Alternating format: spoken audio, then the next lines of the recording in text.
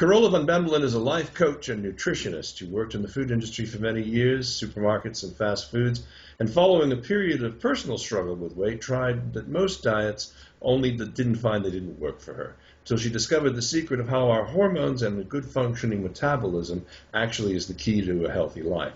She found the key to her own weight loss and much, much more. Last May, she created something called the Sugar Challenge to help break her own addiction to sugar and to help others. And she started on as a little Facebook group with several friends because she wanted to have some extra support.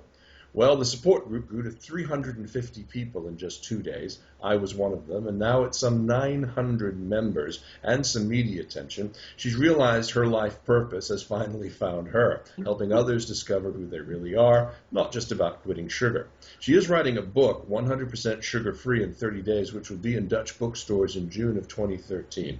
Carola, welcome to WorldView. Hi, Dennis. Thank you. You sent over some frightening statistics about sugar. Yeah. You said that we eat about 50 kilograms of sugar per person each year, that in one glass of cola each day you're taking in another 10 kilograms of sugar. That's 22 US pounds of sugar. 3 cups of coffee containing 1 spoon of sugar. This is the one that hits me the hardest. It's about 4 kilograms. You're still putting sugar in your coffee. Oh, isn't that terrible after Yes. after all we've been through together? You should be ashamed of yourself. My gosh. I am. But the fact is, it's extremely addictive. It is extremely addictive, and it acts like alcohol and cigarettes do in our brain. We don't give alcohol and cigarettes to our kids, yet we give them sugar. And so I have to ask what it is about sugar that keeps calling out to me and won't let me walk past that cookie. I don't know, actually. But it is something that we learn very young. Since we are babies, we get breastfeeding. All food for children is sweetened, or lots of food for children is sweetened. Children get cookies and candies and all other kind of stuff to keep them, well, I don't know, to keep them good. And I think we are kind of well raised up with it. So it's this sugar habit that's in our brain. It's there. So using sugar as a reward system is something that you might be against a bit. Yeah, well, I'm not against it, but I can imagine that people get the link, the connection that sugar is good and sugar is love and sugar is friendship and sugar is everything that they sometimes need or think they need. Yeah.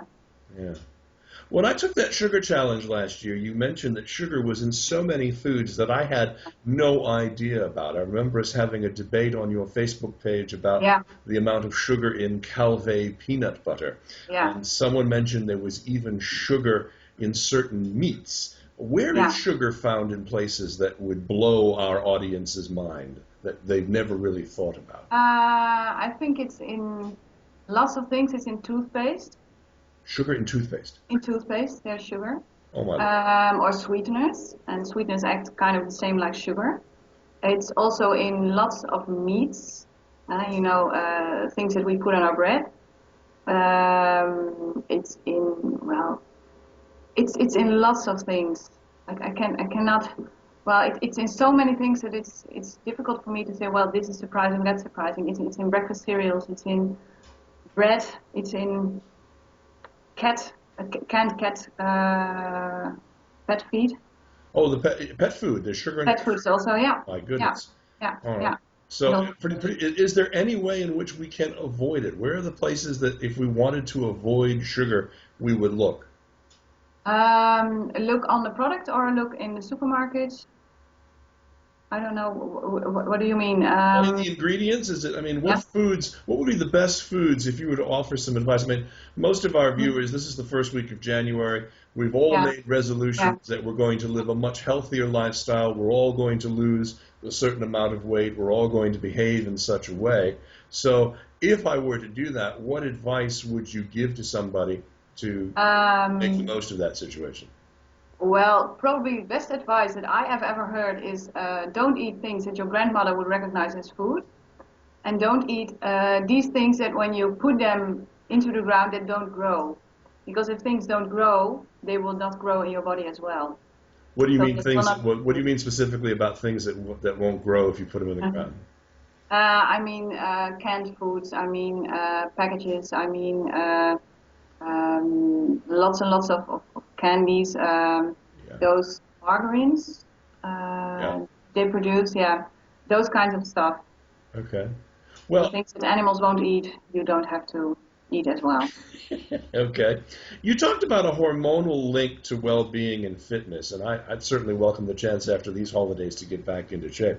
Yeah. What can one do to cut back and increase health and vitality in today's times? In today's times, you mean in fitness or in?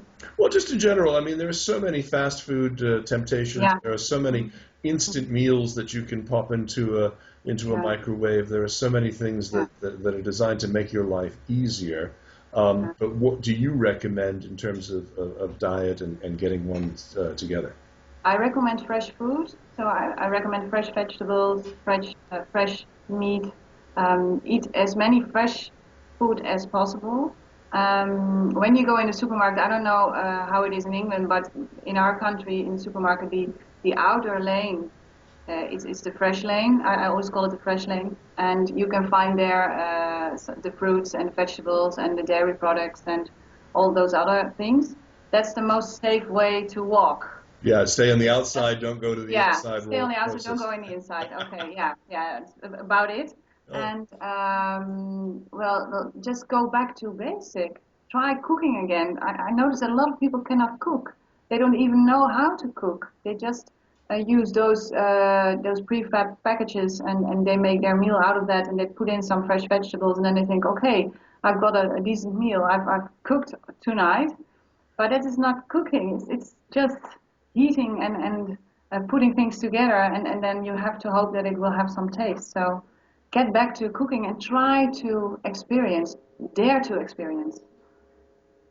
well, Carola, thank you and best of luck with the Sugar Challenge and the Thank you new very much. book. Our audience is actually awaiting its release in English, and you can follow Carola on Twitter. Her Twitter handle is at Carola Van Bemmelen, and you can visit the Sugar Challenge on Facebook, although it's in Dutch and her website is in Dutch, carolavanbemmelen.nl. Most web translation programs do a very good job of translating those pages back to English, and you can send her any questions you may have directly at info@carolavanbemmelen.nl. Coming up, a look at two different kinds of censuses, or is that sense I, when Worldview continues.